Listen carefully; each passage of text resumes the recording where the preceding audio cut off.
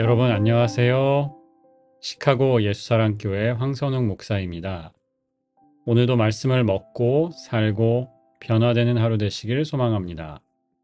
12월 6일 금요일 말씀으로 여는 아침입니다. 오늘 우리에게 주시는 하나님의 말씀은 요한계시록 11장 3절에서 6절 그리고 11절의 말씀입니다.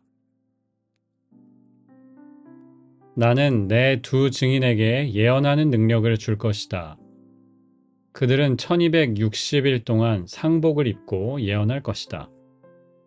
그들은 이 세상을 다스리는 주님 앞에 서 있는 올리브나무 두 그루요, 촛대 두 개입니다.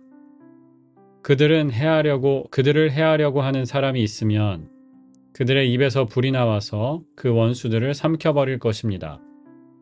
그들을 해하려고 하는 사람은 누구나 이와 같이 죽임을 당하고 말 것입니다.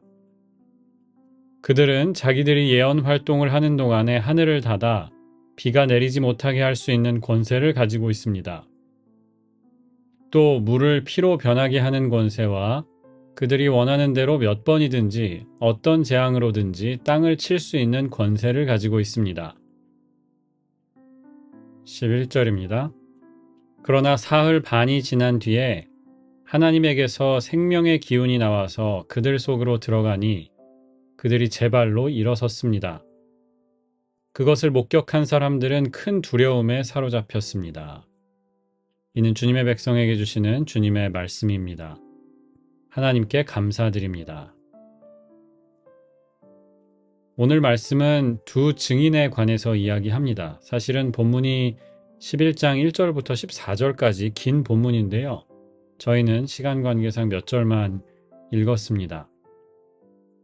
계시록의 맥락을 잠시 살펴보면 계시록의 7이라는 숫자, 7이라는 숫자가 굉장히 중요하다고 지난 시간에 말씀드렸는데요. 7개가 여러 가지 세트가 나오지요. 2장과 3장에는 예수님께서 초대교회 7교회에 편지를 보내셨고요. 그 다음에 4장부터 7장에는 7인, 그 봉인이죠. seals가 나왔고요. 그리고 7 나팔이 이어서 11장까지 나옵니다. 그리고 그 다음에는 15장에 가면 7 대접, 그 천사들이 대접을 쏟으면 땅에 어떤 재앙이 또 일어나고 하는 것들이 나오죠. 오늘 말씀이 위치하는 곳은요. 나팔 6번째 것을 불고 7번째 나팔이 부는 그 중간에 있는 말씀을 우리가 함께 읽었습니다. 나팔들은 쉽게 말하면 하나님께서 하시는 일이지요. 믿지 않는 사람들 혹은 하나님을 배신한 자들, 그들을 향해 내리시는 진노가 단계별로 첫 번째 나팔, 두 번째 나팔, 세 번째 나팔 불 때마다 일어났고요. 마지막 7번째 나팔을 불기 전에 잠시 이 안에 나팔과는 상관없는 다른 이야기가 끼어 들어와 있습니다. 이 부분의 주제는 사실은 말씀입니다. 하나님의 말씀을 천사에게 주셨고, 그리고 오늘 두 증인이라고 나오는데 교회가 어떤 일을 해야 하는가를 다루는 겁니다. 교회는 그 말씀을 증언하는 사명을 받았어요. testify. 우리가 순교자라는 단어를 영어로 martyr라고 하죠. martyr라고 하고요. 순교는 martyrdom이라고 합니다. freedom처럼. 이 martyr라는 단어는 그리스어 마르투레오에서 나왔는데요. 보다란 뜻입니다. 그러니까 순교자는 뭐냐면 자기가 본 것을 전하다가 죽는 사람이에요. 자, 하나님은 하나님의 일을 계속 진행해 가고 계십니다. 믿는 사람들을 남겨두시고 또 믿지 않는 이들을 처벌하시고 세상에 종말을 가져오는 그 일을 하고 계세요. 그러면 믿는 사람들이 해야 할 일은 뭘까? 증언하는 겁니다. 예수 그리스도를 끝까지 전하는 거예요. 여기 두 증인에 대한 여러 가지 해석이 있지만 교회라고 보는 것이 저는 가장 타당하다고 생각합니다. 오늘 말씀 3절입니다. 두 증인에게 예언하는 능력을 줄 것이다. 그들은 1260일 동안 예언할 것이다. 1260일 하면 3년 반이지요. 그 기간 동안 완전한 기간이 아니라 불완전한 일정한 짧은 기간 동안만 예수님을 전해야 한다는 뜻이고요. 5절에 보면 그들을 해하려고 하는 사람이 있으면 그들의 입에서, 두 증인의 입에서 불이 나와서 그 원수들을 삼킨다 라고 하십니다. 계시록에 계속해서 나오는 주제 중에 하나인데요. 입의 말입니다. 그 말이 가진 능력이에요.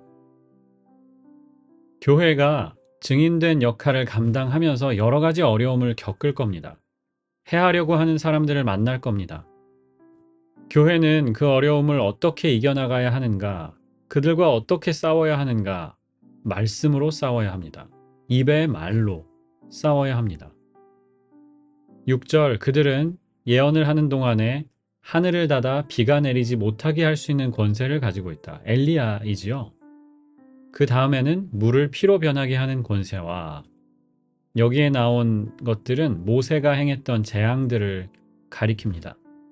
그래서 아마 두 증인이라고 했던 것 같아요. 모세로 대변되는 오경의 말씀이죠. 토라의 말씀. 그리고 그 다음은 엘리야로 대변되는 예언의 말씀. 그 예언의 말씀을 전해야 한다는 거죠. 여기까지는 은혜로운데 7절에 우리가 읽지는 않았지만 이렇게 되어 있습니다.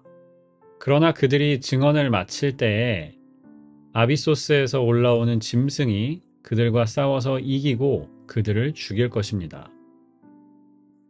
여러 가지 어려움 중에도 말씀으로 승리하던 교인들이었지만 마침내 짐승들과 싸워서는 패하는 겁니다. 죽는 거예요.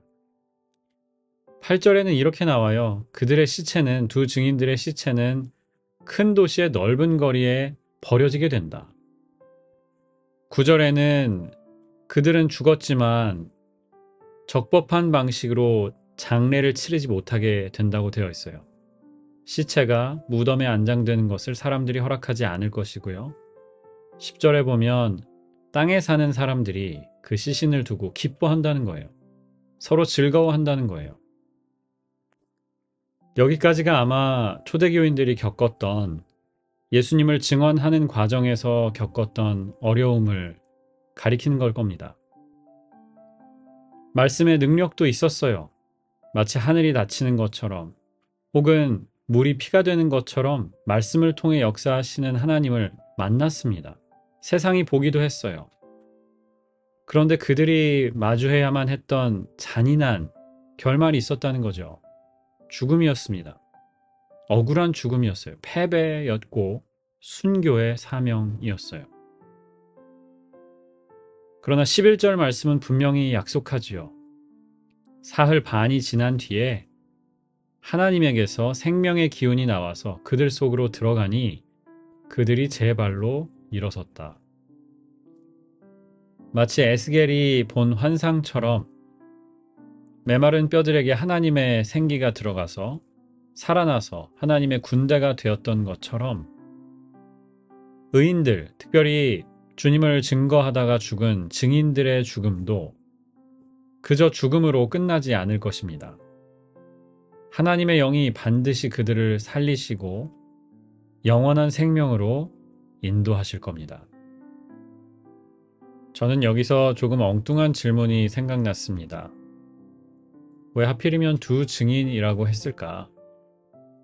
그냥 교회라고 해도 되었고 증인 한 명이라고 했어도 되었을 텐데 왜 두 명이라고 했을까? 물론 말씀드린 대로 엘리야와 모세를 가리키기 위한 것이었겠지요. 하지만 한편으로는 이 고통 가운데 가장 힘들었던 것 중에 하나가 외로움이 아니었을까 생각이 들었습니다. 두 명의 증인이 있다. 나 혼자만 전하는 것이 아니고 이 외롭고 괴로운 증인의 사명이지만 하나님은 분명 또 다른 이들을 불러주셔서 나와 함께 그 일을 감당하게 하고 계신다라는 뜻이 아니었을까 싶어요. 사랑하는 여러분, 우리에게도 두 증인이 있는 줄을 믿습니다. 우리 눈에는 보이지 않습니다.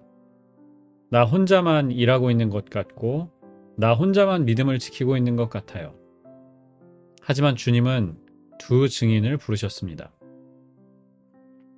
그런 말이 있더라고요. 빨리 가려면 혼자 가야 하지만 멀리 가려면 같이 가야 한다. 우리에게도 붙여주신 동역자들이 있습니다. 함께 사역을 감당하는 사람들, 그리고 직장에서, 학교에서 우리가 꼭 같은 교회에 다니지는 않더라도 저 사람도 믿음을 가지고 살려고 애쓰고 있다 하는 것을 알게 해주는 사람들이 있어요. 그들을 보면서 여러분 위로를 받으시고요. 계속해서 증언하는 이 사명을 감당하리라 다시 결단하시기 바랍니다. 우리 서로가 서로에게 그런 존재가 되어 주었으면 좋겠습니다. 내가 여기 있다.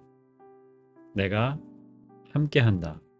서로 알려주고 격려하는 그런 사람들이 되기를 주님의 이름으로 축복합니다. 기도하겠습니다. 주님 감사합니다. 언제나 우리를 동역으로 부르시는 줄을 믿습니다.